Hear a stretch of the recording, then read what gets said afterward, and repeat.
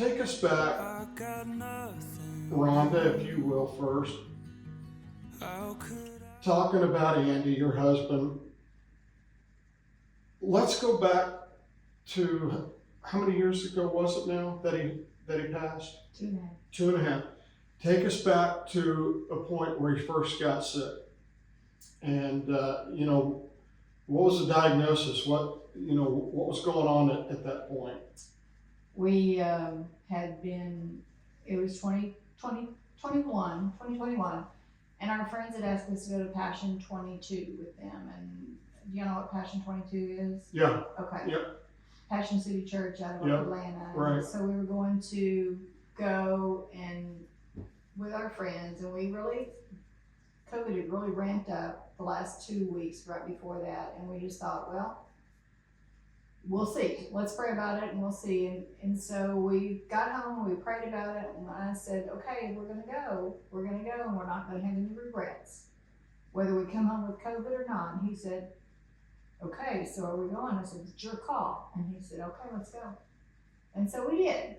And we left on the 2nd, and we got home on the 5th, and on the 7th he was COVID positive.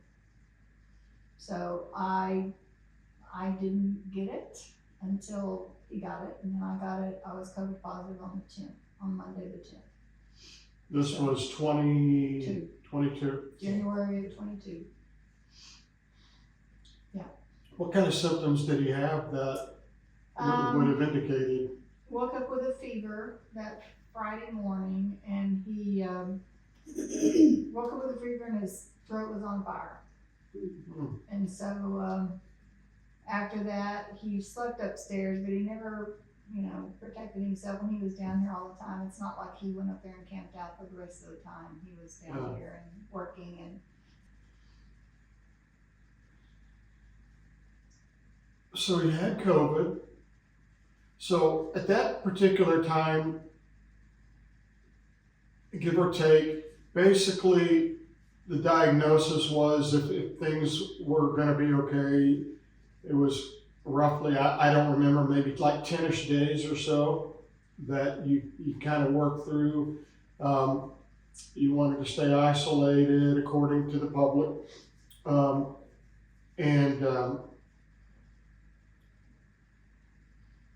He had those symptoms that you just talked about. And it's just kind of expected that he's going to come out of that. I had COVID, probably, it was a little before that, but I had COVID. And even though you have that, and you hear that people are dying of that or have died of that, you're still just kind of thinking, okay, it's like the flu, I'm going to be okay. At what point did it start dawning on you all? Chad, you can chime in here too. At what point did it start, hitting you that something's going on here? Well, there's a couple of things. With COVID hit in 2020. Yeah. And it hit in March of 2020. In April, Andy started telling me, I think if I get COVID, I'm not going to do very good. So I believe God was preparing him at that point. He told me that at least once a month, sometimes twice a month. And then in December of 21, he said, when I get COVID, I said, so now you're getting it. He said, I'm going to get it, and I'm not going to do very good. So God was preparing him for that. But God started preparing me in 2020 I read a 10-chapter program for Bible reading. And he began drawing me in and opening up the Bible to me to where I could understand in my simple mind. I would read in the Old Testament, I'd go to the New Testament. It was exactly what I just read in the Old Testament. And so God began working in me in 2020 also. So there were all these things the week of COVID, there were all these things that we were, he was trying to do, especially because he didn't think he was going to do good anyway. But we worked to get our antibodies, and we ended up not being able to get them when we wanted to. But on Thursday, he was obviously not doing very well, and so the doctor sent him for a chest x-ray, and he was diagnosed with non-COVID pneumonia, which basically means he had walking pneumonia when he got COVID, which is not really a good way to go. Yeah.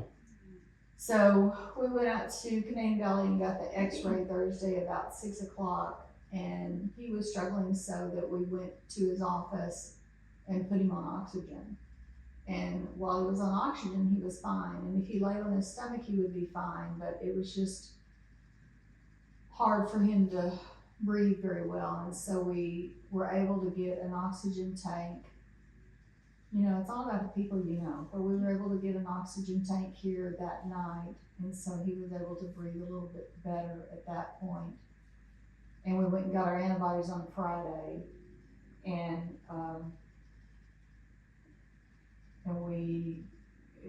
he went with oxygen, and when we were there, they put him on oxygen there, so he didn't have to use his own tank. But the antibodies kicked us both really bad. I mean, it really knocked us hard. And for Andy, you know, it was a week into it. He'd already had it a week, so you know, there was a time frame to get your antibodies. So I don't know if he got it too late, and that kind of pushed him over the edge. I don't know. Yeah. But it kicked us both pretty hard, and by the time work day was over, the doctor came in and said he needs to go to the hospital.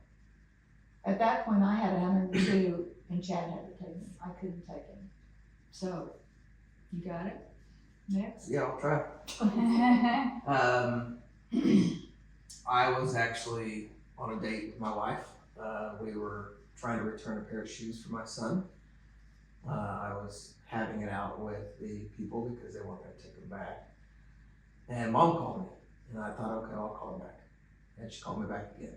And so I stepped away from not speaking very kindly to the lady at the register.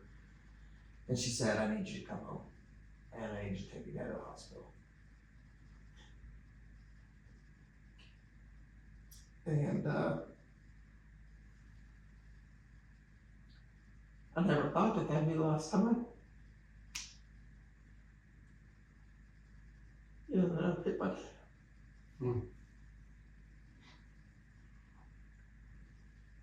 Crap, I didn't make it 3 minutes. It's okay, man. So my dad and I had a great relationship. And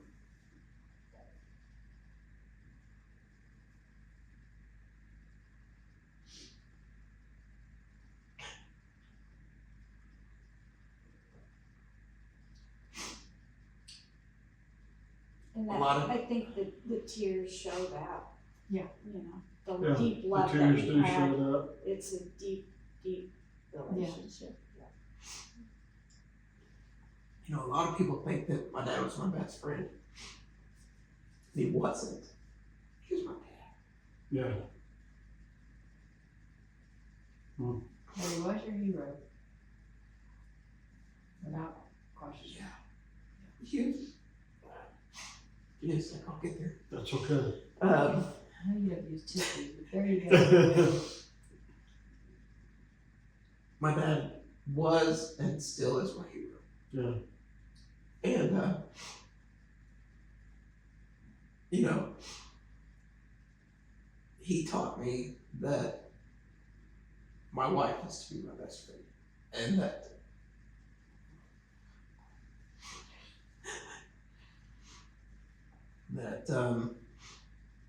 you know, my kids asked me, well, when did you become friends with Pop? And I said, really, it wasn't until these last couple of years. And because up until then, there's a father-son relationship that he had to teach me things.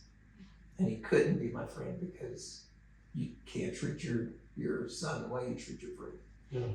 And so we were just now getting to that stage of life that we could be friends. Wow.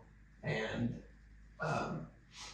so I got to, you know, take Dad to the hospital, and it was, you know, it was an honor to be there with him. To, you know, we, you know, like Mom said, we didn't live in fear. We still choose not to. Yeah. And so we chose to skip out on a lot of the medications that were recommended. And, you know, one of the first ER doctors came in and spoke to us. The first thing he asked was not, how are you doing? Was not, you know, can you breathe okay? It was, are you vaccinated? And Dad said, no, I'm not. And he goes, oh, you really should be, otherwise you wouldn't be in here. And Wow. as a son, I wanted to jump him. I mean, I just wanted to throw him through a wall. Sure. And, you know, like we talked about before, my dad was always very reserved, very filtered, and I kind of said something to him, and when he left, Dad goes, hey, you can be bad cop all you want here. Like, I said, well, good, because it's coming out. And so we just, you know, that first night in the ER, I stayed there all night with him. And like I said, it was an honor to be there with him. Yeah. Did you, and I'm kind of jumping ahead, but at that point, he's in the ER, he's obviously sick. Mom's called you away from what you were doing, probably a good thing, Yeah. as far as that goes. But you're taking your dad to the hospital to be, I assume, taken care of. At least that's probably your thought process, maybe. Sure. At that time, were you thinking, oh man, he's dying, he's dead, you know, basically? Or were you still No. thinking, you know, I'm taking him, he's going to get fixed and we're going to. Yeah, I mean, God protected us. Mom is not, naturally. I am the eternal optimist. Yeah. And so, I'm a realist. Mom's Yeah. a realist, Josh Except when it comes to my husband or my children. Yeah. is a realist. I'm not. I mean, Yeah.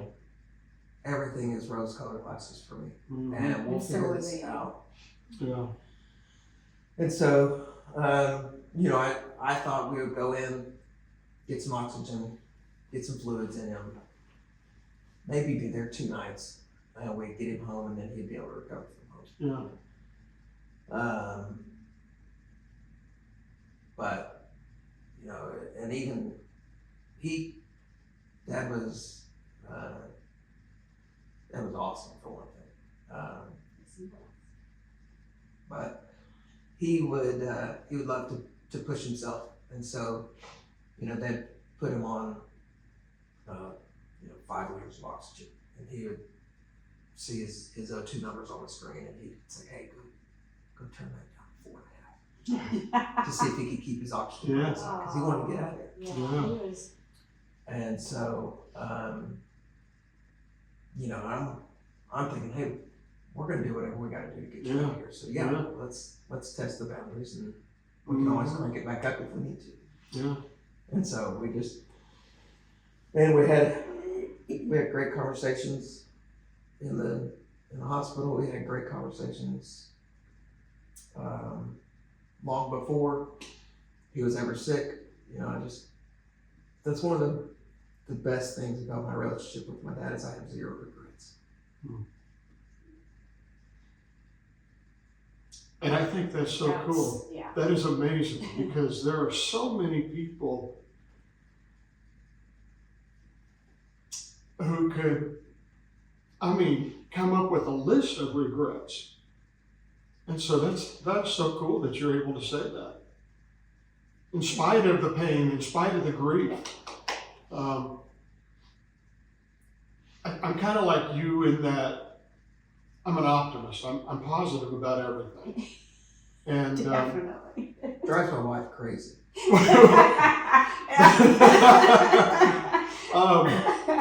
She's like, I just need you to put your realist hat on. Yeah. I'm like, this is my realist. I It's agree. gonna figure it out. We're gonna do it. But to be able to come to the end of the day with your sponge completely wrung out, you have no regrets, and that is so cool to be able to say that. Yeah, it was, I mean, like I said, we had a great relationship. We were close up. Like I said, he wasn't my best friend. My wife was my best friend. Yeah, And, but, I mean, there'd be days that I'd be going into work and I'd just think, man, I need help for that. yeah, yeah, yep, So he just stopped by the office, yeah, took his head in. Yeah. Dad would walk around the corner and give him a hug. yeah. There's something very powerful about that bond. You say your dad wasn't your best friend, and I understand where your dad came from with that whole thought process. But by raising you that way, in a lot of ways, because he was your hero, he was your dad,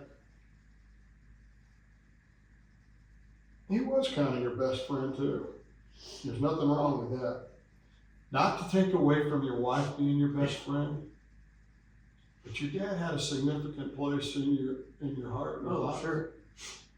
You know, if I get a call from my sons during the day, and I do different times, and I tell my wife, maybe I'm a little weird, but I'll call them too, just throughout the day and randomly text them. And maybe I'm a little weird because I'm always, reaching out to them, but they reciprocate that. And your dad loved that too. Oh, absolutely. You'd stop by the office or whatever, your dad loved that too, because I'm telling you, there's nothing better than that. When my phone rings and I pick it up and I see it's one of my boys, that's the best. I'd leave the notes on his schedule just to, Let him know you were there, if he couldn't come see you. yeah.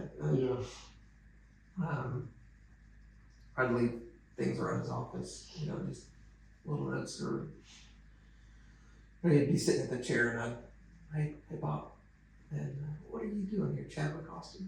I just needed a hug today. Oh. So he'd say, you got a second? Sure, I'll wait for a hug. So he'd finish drilling on somebody's teeth, take his gloves off, stand up, give me a hug, and get back to it. But that's all I needed. yeah, yeah, So, but yeah, you're right. I mean, in some ways he was definitely a friend for sure. yeah, And even once we got out of high school, he could loosen the reins a little bit. So I don't want it to sound like he was, no, I totally understand what but you're saying. as we started to earn that freedom and that responsibility Yeah, to where we could relieve him of those fatherly responsibilities, he naturally became a friend. that's so cool. Yeah, I mean, it's something that I hope that I'm able to do as well as he Yeah. did for my kids.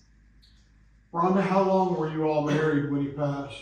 Had you been married at that time? He would have been 45 years in May.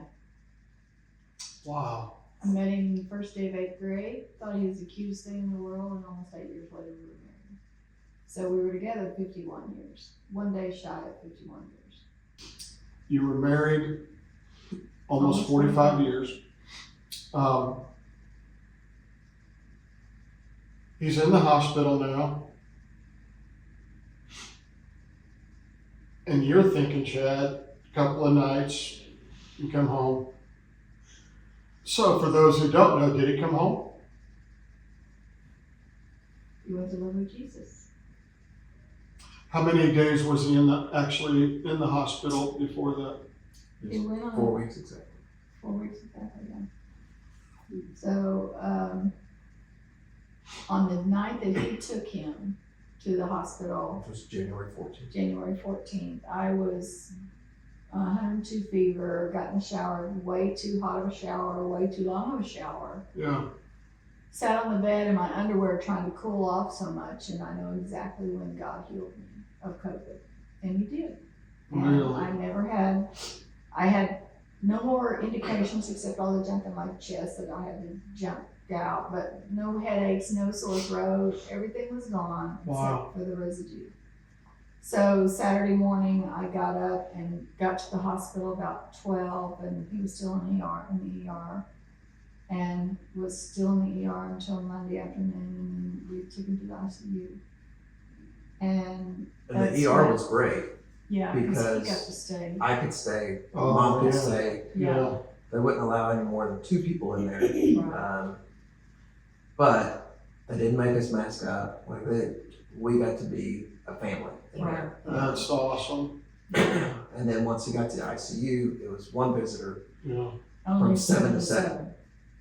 Oh, And that was it. So that was the last time he saw him until Friday. Mhm. Yeah. But then the first night, we got him into ICU, and then I got there Tuesday morning, and I was there 7 to 7 every day. I got there and he was wrapped. He had wires tying his arms down. He couldn't move. He could hardly move to his side. And so I tried to untangle him, and he didn't feel like he was being taken care of. But the thing about Andy is he didn't like to ask for help.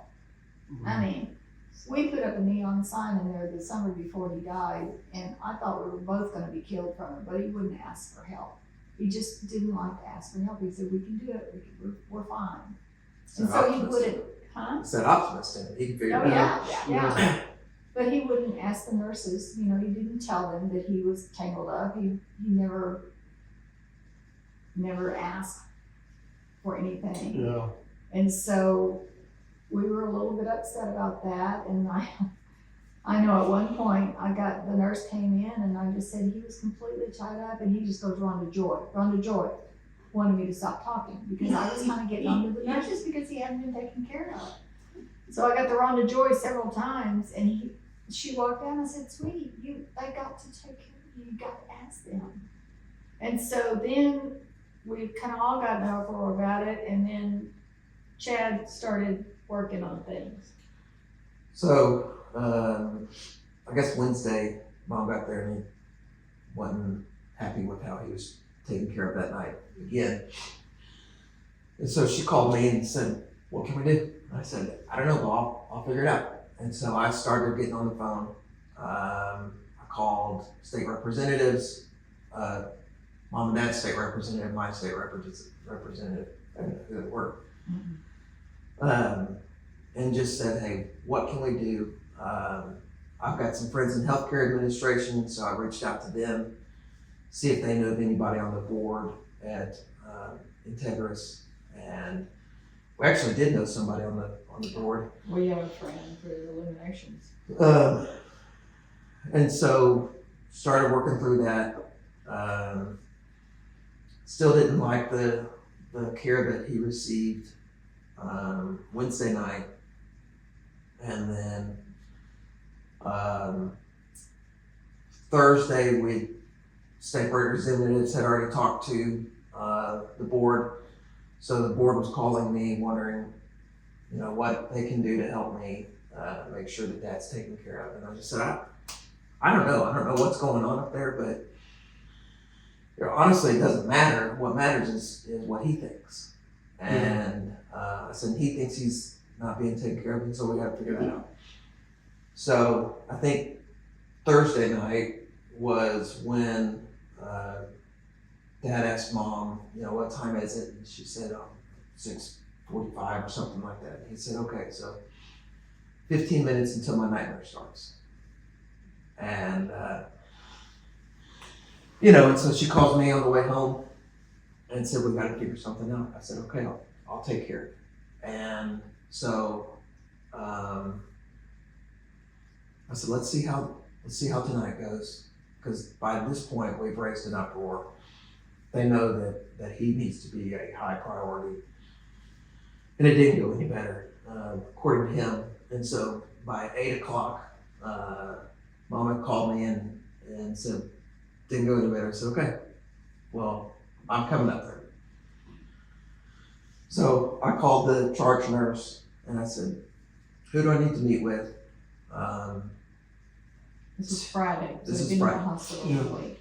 No. Yeah, so I said, who do I need to meet with today to make sure that somebody is gonna be in his room with him at all times tonight? And I said, well, we don't do that, especially for COVID patients. I said, oh, I don't care. Yeah. And at that point, state representatives had gotten back to me because in November, they had passed a No Patient Left Alone Act Mm. that allowed family members to be in the room. Well, we didn't know that Yeah. the first couple nights, otherwise we would have been. Exactly. Yeah. And so, about 1 o'clock, they finally agreed to meet with me, and I had the floor charge nurse. I had the charge nurse for his unit, and then the whole nursing Yeah. head in the room with us. And I just said, I told him, I really don't know what I said, to tell you the truth. I only know one thing, I remember one thing I said.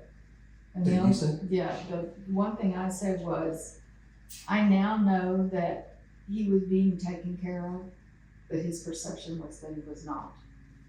And if his perception is that he's not being taken care of, how can he heal? How can he give any Yeah, healing whatsoever? absolutely.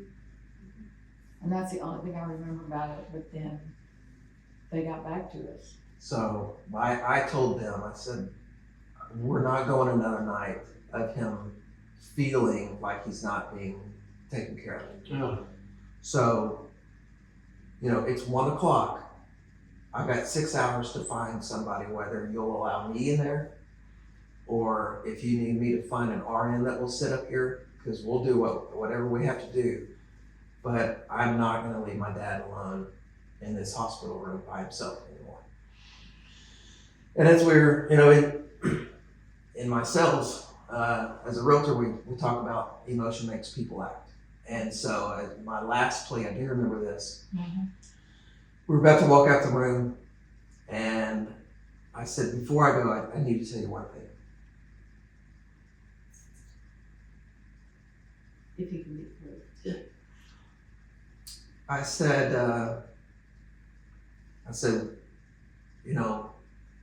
we think you're taking great care of him, but he doesn't, and that's the only thing that matters. And like Mom said, if he doesn't think he's getting the proper care, he's not gonna mentally, he's just fighting another battle that he doesn't need to fight. Yeah. So I said, my kids need their pop.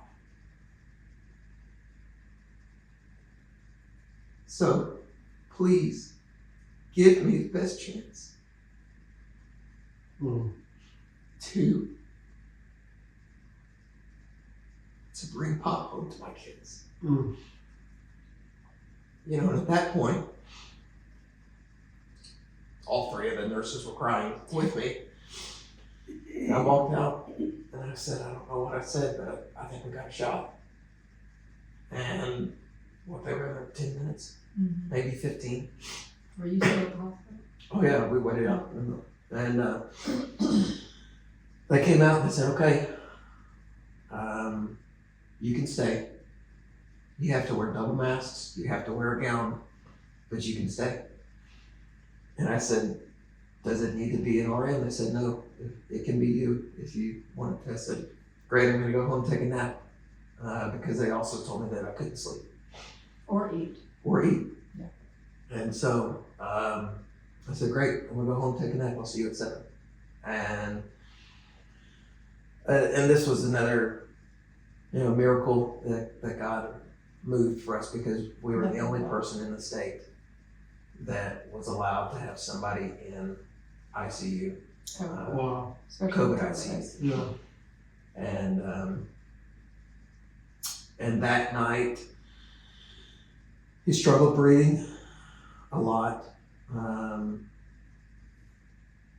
And they came in about 3:30 to do a chest x-ray, and he had just fallen asleep. And I almost sent them away because he had just fallen asleep. Oh, And he got his chest x-ray, and he never really settled again. And I'll never forget. He said, "Hey, Chad, what time is it?" And I said, "It's just after 4:30. And I'll never forget the Saturday, the 15th. He said, "Holy frickin' smokes." And so a lot of Saturdays this morning, or a lot of Saturdays now, even when I wake up, I hear him say, "Holy frickin' smokes." mm, And then about 6:15 or so, No, it was 6 o'clock. um, Oh. because going in, we'd heard the horror stories about going onto the vent. Once you go on the vent, you don't come off. yeah, And so even when we went to the hospital, we were no vent. And throughout that very first night, he did say, he goes, "Hey, I need to talk to you about something." I said, "Okay, what is it?" He said, "I need you to give me the very best chance to come home." And he said, "If that means going on the vent, that means going on the vent. But I need you to give me the very best chance to come home." I said, "Okay." I said, "Well, I'm going to follow your lead, and we'll know when it's right, because I'm going to trust you." And he said, "Okay." And then the chest compression. Yeah, and yeah, he was okay with chest compressions, but he didn't want to. He just said, "Give me the best chance. yeah, Whatever they got to do, give me the best chance." And so that 6 o'clock on the 15th, the nurses, the charge nurse came to me and said, "Hey, he really needs it. We're really getting to that point that it may be too late to put him on a vent." And I said, "Okay." So I remember getting in his ear and, "Hey, Dad, I need you. I know you're tired. I know you're exhausted. I know you're working. They're talking about a vent." I said, "I need you to fight." And he squeezed my hand and gave me a thumbs up, and so you could see his oxygen levels go up a little bit because he was working hard at it, but he shouldn't have to work hard at it. yeah, And so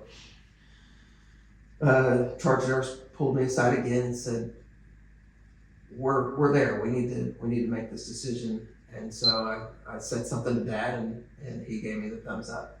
And so I told the charge nurse, I said, "I gotta get my mom here." And so I called her at 6 o'clock and said, "You better get here. They're talking vent." And he wouldn't let them put him on it until she got there. mm, Actually, he woke me up even, because I would get up at 6 and be there by 7. And, but he woke me up and said, "Get here now." Well, he called me, the first time he called me at 6, he said, "Are you on your way?" I said, "No." And he said, "You need to get here, they're going to put you on the vent." I said, "Okay, I'll be here to that." And at 6:20, he called, he said, "Are you on your way?" I said, "No." He said, "Get here now." And so, got there, he told me his last words, and he loved me, I was a great wife, a great mom. mm, And I said, "You're coming home with me. Don't tell me goodbye, you're coming home." He said, "I just need you to know that." I said, "Okay, I got it." And they put him on the vent. And, I asked him, I said, "Will he know, will he feel, will he be in pain?" He said, "No, we're completely dead and everything." And so they reassured me about that. But it was a weekend. And so there was not a lot of, if you're in the hospital on the weekend, you don't get a lot of attention. Yeah, You just you're don't. right. Yeah, so there was not a lot of attention to him, and he was restless, and he was fighting the event, Yeah. he was fighting everything about it. mm, And so they came in on Monday, and finally we were able to basically paralyze him to where he could stop fighting the vent and the vent could actually help him. So he was uneasy and restless all weekend, even though he was on the vent. But How miserable. yeah, it was. It was hard to watch. You know, it was hard for him. But I've had so many people tell me that I was on the vent and I knew what was going on. I knew every time the nurses were in there, and they would talk to me, and I knew that. And so the whole time he was on the vent, nurses would come in, but otherwise I was reading his word to him. I was reading his devotions to him. I had music on in the background the whole time. So I wanted him to be able to know that God's here, God's with us, and we're going to get you home. So you've said that a couple of times. You know, when he said, I want you to know you're a good wife, yada, yada, yada. You say, no, we're going home.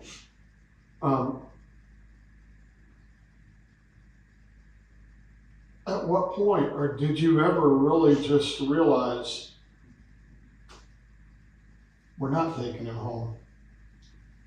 I believe God was protecting me because, you know, when your husband tells you for over almost 2 years that if I get COVID, I'm not going to do very good, in the back of your mind, you would think, he's got COVID, he's going to die. Yeah.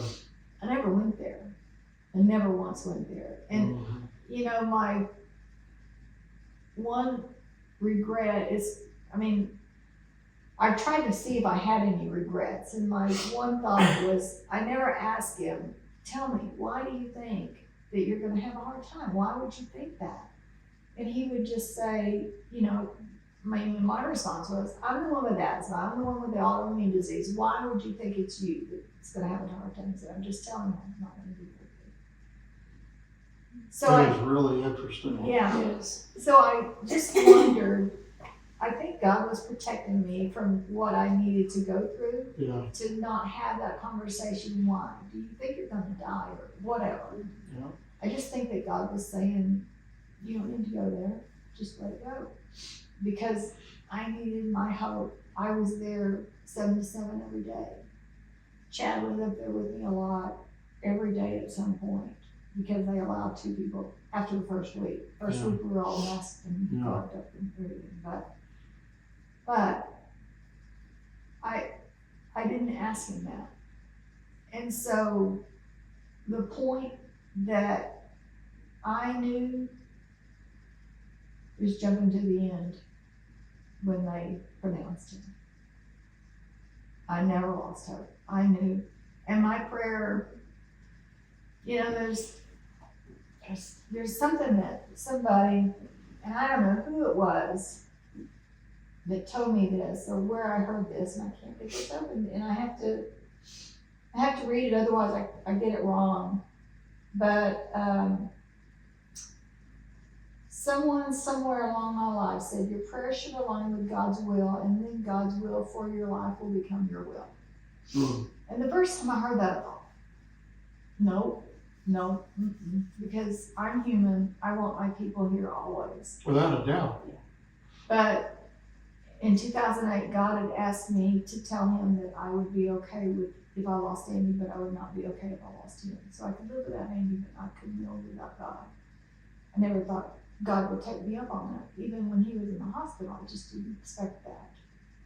But I always prayed, complete miracle. We're walking out of here. It's like he never had COVID. We don't have to go through rehab or anything like that. We are walking out of here. And I never did that never changed from that until they pronounced him. And then I knew that God was sovereign. And this was not only God's best plan for Andy, God's best plan for me, for my kids, for my grandkids. He wouldn't have wanted to be half of who he was. Yeah. He wouldn't have wanted to go through rehab. Yeah. I had on February 2nd is when I started noting that people were telling me, I get random strangers saying, he's gonna be healed. Our whole church is praying for him. We know that he will be healed. And God told me he would be healed. And so you think, he's gonna be healed. He's telling everybody, but why wouldn't he? But I just knew, but not until that last minute. And family members were probably saying I was in denial. I'm sure they were, that she's just not being realistic. But no, because I had hope. I had hope, and I wasn't going to let my hope go just because what God had planned for me. So everybody's, different ones, not everybody, but different ones are telling you he's going to be healed. God told me, yada, yada, yada.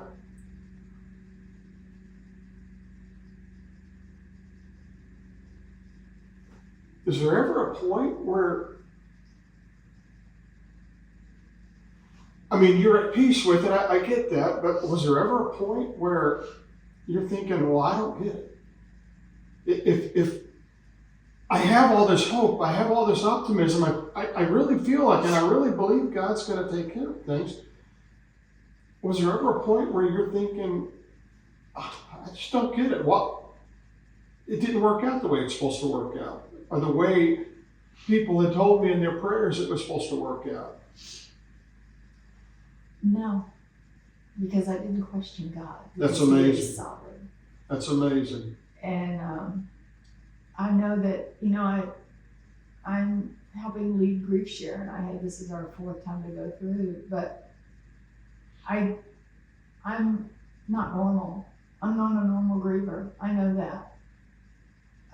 Well, everybody grieves differently. And Everybody so grieves differently. I don't think there is a normal, but that's pretty interesting. But there's a lot of doubt. There's a lot of questioning. There's a lot of anger. Yeah. And I didn't go through any of those things. That's interesting. But like I said, God prepared me. He prepared Andy. Yeah. And there's so many things that just He took care of that I didn't even know were being taken care of. For Chad to be able to be the one at the hospital on the night he was going to go on the vent. Chad's the one. Chad's the one that would have questioned. He would have thought, I need to talk to the doctor. I need to talk to those nurses, because he could have lasted. He would have been questioning what they had done had he not been there. Yeah. Every step, God was in it. He was in every step, every minute of every day. And See, that's crazy faith. And I say that in an awesome way. Yeah. When I say crazy, I don't mean loony. I mean, that is amazing faith, because most people aren't there. no, And that is so cool that you were able to experience it that way. I know. God is so detailed that He had that moment for you. Absolutely. God, Absolutely. God moved a lot of mountains for Oh us my word. leading up to that. Oh, even after that. Yeah. And after that, Dad broke his neck in high school playing football, and so he couldn't turn his neck, and so as Mom said earlier, he could breathe easier when he was on his stomach. Interesting. It's who you know and are you willing to ask? Yeah. But we found something that was called a rotopro bed that, Wow. Flip that name up. well, Yeah, that's impressive. when I know. made those phone calls, you don't forget those. But it was able to flip him on his stomach, Wow, that's and he amazing. was suspended and harnessed in on his stomach to give him the best chance of healing. Like I said, God allowed us to be in the room, and it allowed me to be in the room. He just continued to be faithful Yeah. every step of the way, and he continued to show signs of his presence Did you ever question? Did you ever wonder what's? No, like I said, I'm the blind optimist. Honestly, the first time I realized that he wasn't coming home was even after they pronounced him. When we went back as a family. To tell him goodbye. Mm-hmm.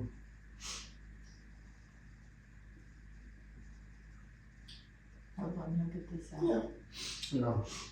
Yeah. We were all in a hug, and it just us, not the kids. We didn't have the babies in there with Yeah. us. Mom would have gotten up on the bed with him. Yeah. And He just said I needed to lay down with him one more time. So they put his arm around me. Uh-huh. when he didn't do that himself. Yep. That was the first time I did. Yeah. You know, it's kind of interesting you're saying that until they pronounced him dead. So different, such a different set of circumstances, but I was in high school when my little brother died. And I held out hope through the funeral. Until he's in the ground, there's a chance. So I get that. Yeah. I'm going to ask you a tough question, probably more for you, Chad. How old are your kids? 11 and almost 8. He'll be 8 on Saturday. And your brothers, how old are his? 11 and 5. Okay.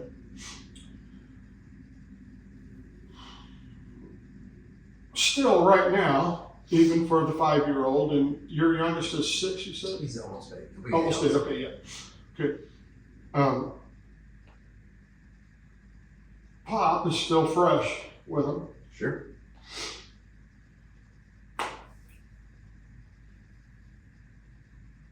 You think the day will come when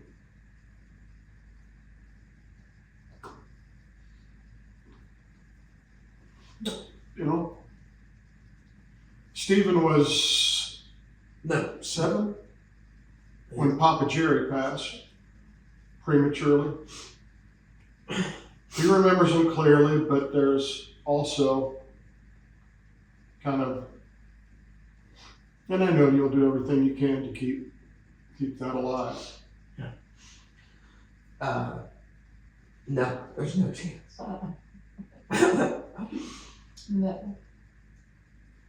His oldest is 11. And this was the first little girl Andy had in his life. And you don't think he was a puddle. That girl could get him to do anything she wanted without even trying. Drove me crazy because I had to deal with all the aftermath of it. Yes, Stephen has to. Yeah. His first child was a girl, and it was mine. Yeah. It was my parents. They're deceased, but it would have been their first daughter because Yeah. it's all boy grandkids and Yeah. stuff, and so. That's all he knew. And even my son is named Cohen Andrew. Mm, And our other grandson, Andy's name was James Andrew. He was running James. And so, even we pray as a family every night. And then I go in and pray for each one of my kids individually. And every night when I pray for my son, I say, God, thank you for my Cohen Andrew. And for who he's named after. mm,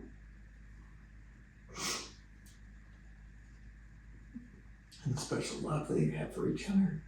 Even still, we know that love is still there. And, tell Pop we love him. Tell him we miss him. Tell him we'll see him soon. mm. And so my son talks about Pop a lot. Yeah. And Random, Yeah. just random stuff. even when he prays, we all miss Pop and tell him we love him, tell him we miss him, and tell him we'll see him soon. And then my daughter, I mean, like I said, like Mom said, she was Pop's girl. She was the only He girl was for a putty. long time. Yeah, he was just putty. And so, no, there's no chance that they'll forget Pop.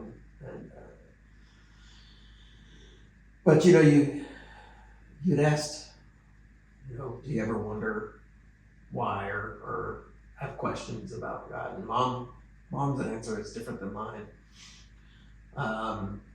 Mart Green has been incredible through all this. Still reaches out to Josh and I every 11th of every month that he's in town, just to check on us. And I think it was that first month, so it was March 11th of 22. He said, "Hey, is it okay if I challenge you?" I said, "Sure."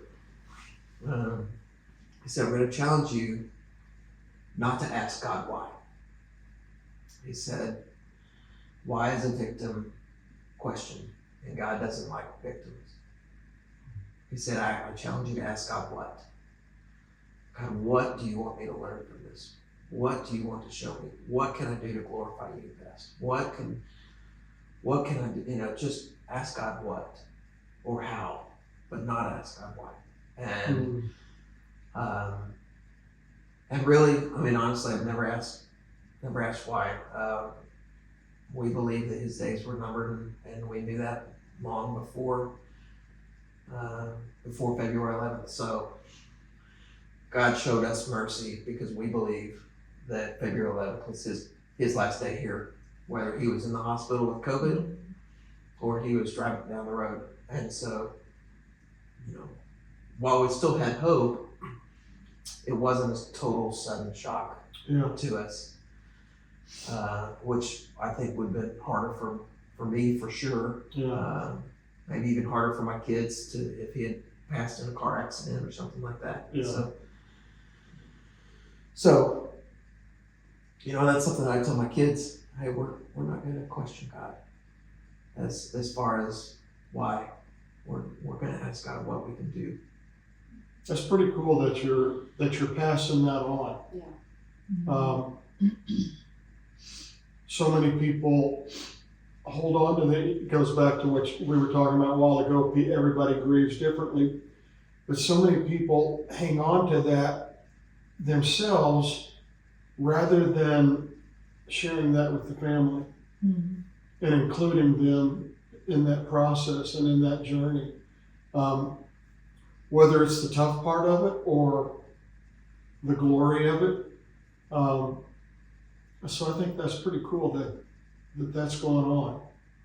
Your kids are rich for that.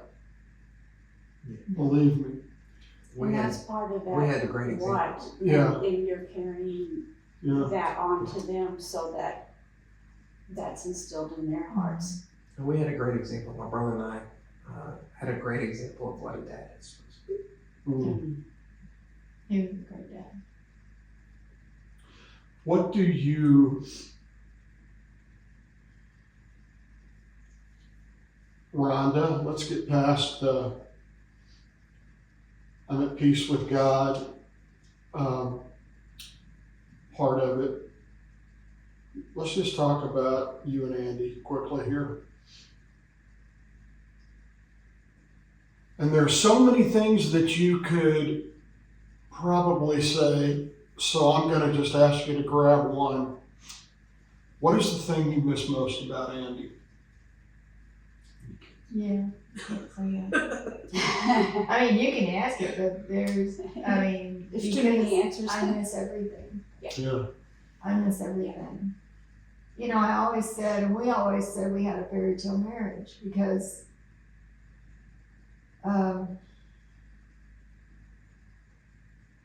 he loved me. And he showed me love that I didn't know was possible as a little girl. I didn't have a lot of love in my home. They didn't fight, but they were just basically housemates that had kids. Yeah. And so I didn't know that I could be loved like that. And I remember in the 9th grade, his parents took us to summer after 9th grade. His parents took us to a movie, and I saw them walking ahead of us. They didn't want to crowd us. So they were walking ahead of us going back to the car, and they were holding hands, and I just thought that was the most unusual thing to see a married couple holding hands. And so that just blew me away. Mm. But he loved me like that for the rest of my life. He cherished me, and he taught me how to be a better person. He taught me how to love him and how to be a mom. And it was just, I just miss everything about it. Where do you get that security now? Where do I get God?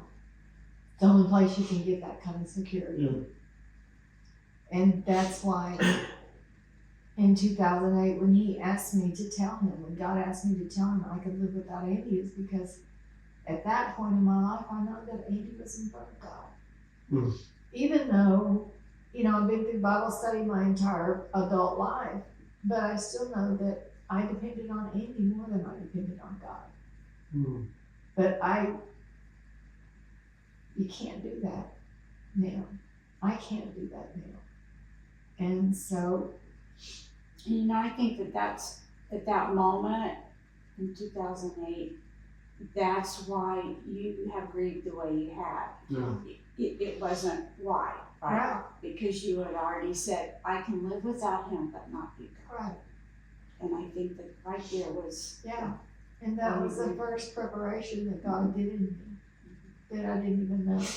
That's amazing, because so many people, I think everybody is faced with that choice at some point. Sure.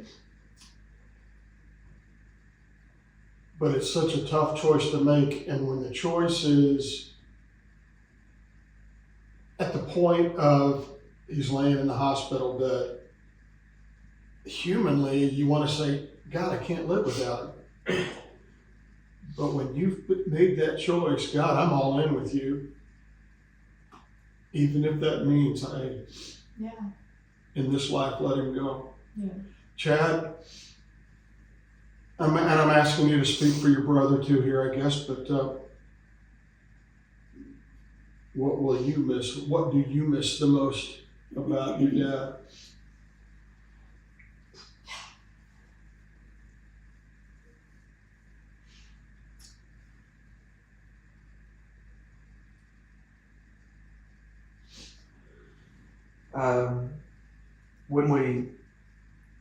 When we dedicated Emory, we did a little different because we weren't actively at VFC at the time. I'd asked Dad to speak, and Dad wore hats. If he wasn't at the dental chair, he probably had a hat on. Yeah, He yeah. went at the chair, and even on a Saturday, he had a hat on. Yeah, I know in all those pictures he's wearing hats, caps. But if he wasn't at the dental chair or wasn't at church, he had a hat on. And so when we dedicated him, I asked Dad to say something, and he said, you guys know me, I'm a hat guy. But the hat of Pop,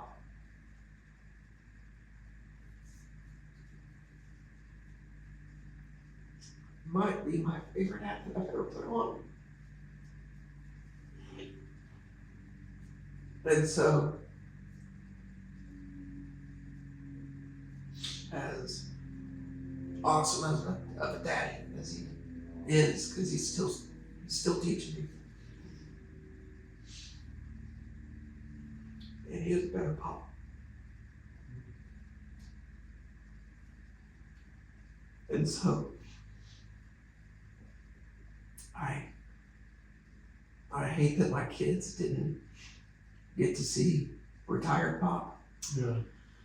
They had already started bragging to them about, hey, come February 1st, because he was going to retire February 1st. Oh. Yeah. That was our retirement day Oh. in the hospital. And so he'd already been bragging to the kids, hey, come February 1st, it's no longer Noni days, it's Noni and Pop days. And so he was an incredible Pop. I mean, we got pictures of him walking Emory along the retaining wall and pictures of him on the floor with couch cushions on top of him as they're jumping on top of him. You know,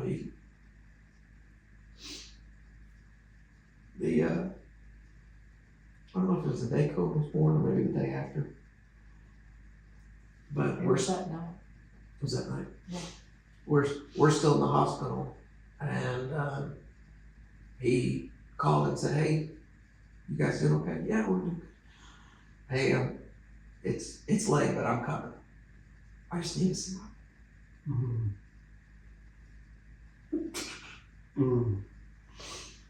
So,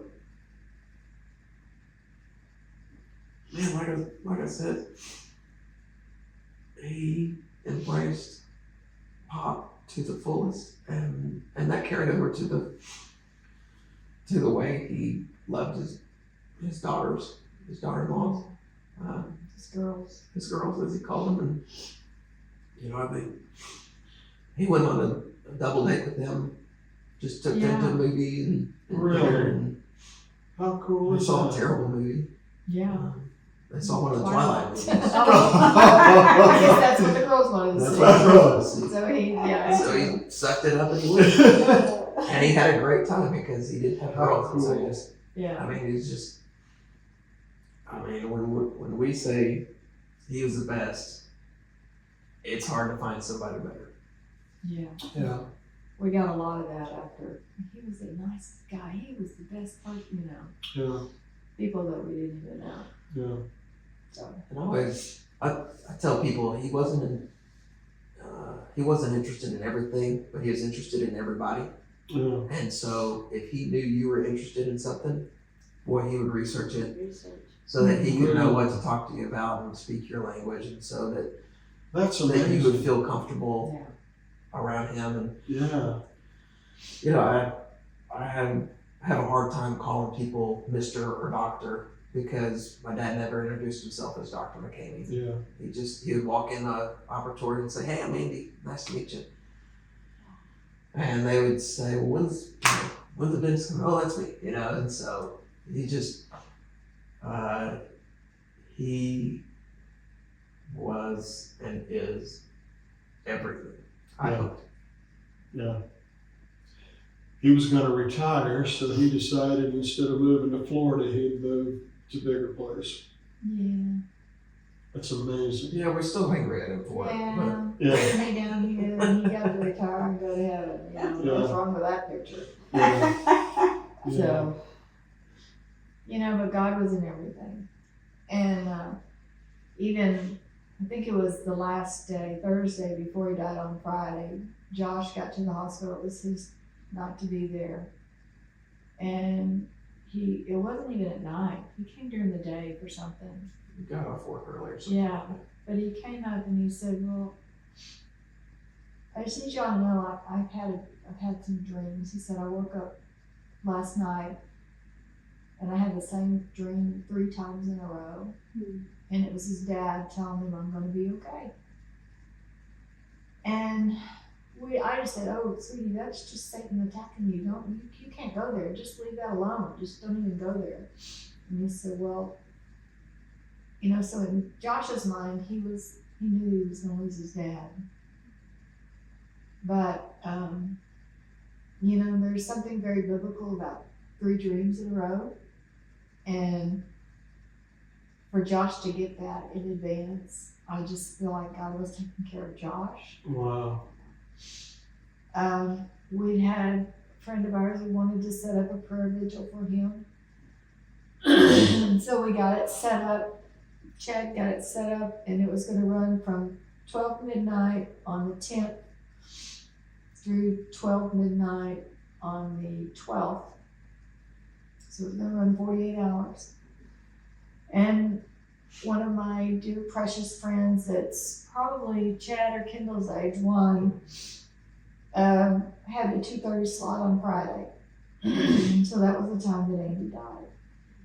And she said, I started praying. And she said, I just want to tell you, I started praying, and I was praying for healing and believing in his perfect healing for him. And she said, I just felt like God was saying, excuse me, I need you to pray for them to be okay, because he's coming to live with me in heaven. Really? And she said it was the most audible voice I'd ever heard from God. But I just thought, well, that's not God. I'm going to keep praying for healing because I know it's coming. And he wouldn't let her. God wouldn't let her pray for healing anymore. He wanted her to pray for us, Wow. just to make sure we would be okay. Wow. So, and What, 237? 37. 237 was when they pronounced it. Yeah. And so she was praying at that time. You ever talk to him now? Your dad? Heavens, yes. Your husband? There's a picture right there. I walk in the door and look at him and go, you're supposed to be here. You're not supposed to be in heaven. You're supposed to be, I talk to him all the time. Yeah, anytime I drive past the cemetery, whether I'm on the phone, whether I'm by myself, whether I'm with my kids, I say, hey, Papa, every single time. Did you and Josh call him Pop too? Or was he Dad? No, he was Dad. But Grandkids are pop. Yeah. Yeah. grandkids are popping, so, you know, and he fit Pop. I mean, Yeah. and so as, you know, once you, at least even in our growing up, my dad would call his dad Pop all around us. Yeah. And so just kind of, My Yeah. boys He call just- me Pop. yeah, he just so- embraced Yeah. Pop. And so, man, he was the best. And so, yeah, we talk to him all the time. You guys are living a living testimony of God's grace and God's love. I think all of us, I know all of us go through times of grief, times of questioning, wondering, hoping, praying, leaning on God. But to be able to live with full and complete surrender is a gift from God in and of itself. When we are obedient to Him and fully surrender, we're able to go through a time of grief, even though we see Andy and we say, hey, you're supposed to be here. Even though we do that and we talk to Pop, humanly, we still want him here. Sure. And I think that's normal. What do you say to somebody who's, you say you teach a grief class? What do you say to someone who's going through, it doesn't have to be necessarily a similar situation to Andy or to y'all's situation, but what do you say? What do you say to somebody who's dealing with loss or the struggle of, the grief journey? How do they get through that? You all had God. Let's assume not everybody. Not everybody's in that same boat. So what do you say to somebody like that? I don't know how you get through it without I God. don't either. And that's pretty much what you said. You know, Yeah. while he was in the hospital, song was on the radio. It was Brandon Lake's "Too Good to Not Believe," Yeah. Love that. and like we've talked, God moves so many mountains for us throughout the whole journey. Long before COVID was ever even a thing. The fact that Dad could walk after breaking his neck in ninth grade, the fact that he could be a dentist Yeah. and provide for his family the way he did, the fact that I'm here because I had a tracheotomy. God is too good, too faithful too holy to not believe that he's real, and that he sees you, Mm. and that he mourns with you.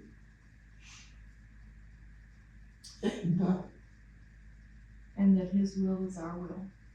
And his plan for us, no matter how hard, is our perfect plan too. Mm. Yeah, God will always give us his kindest answer. Yes. It may not be the one we want, Yes. but it's the kindest answer to our prayers. Yeah.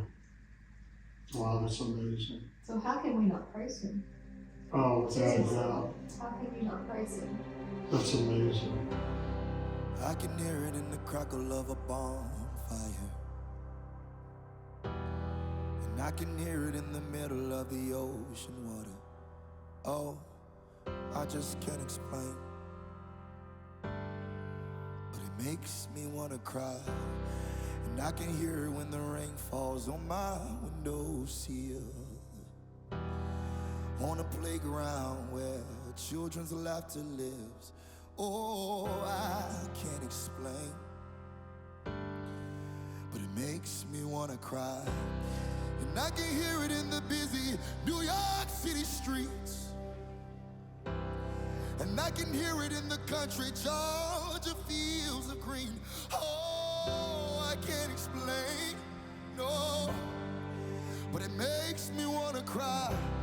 Sounds like grandmama telling you where you come from. Said it's kinda like laughter out of the mouths of your loved ones, or catching up with an old friend, reminiscing on back when. It's like a summertime sprinkler, street side with my ice cream cone.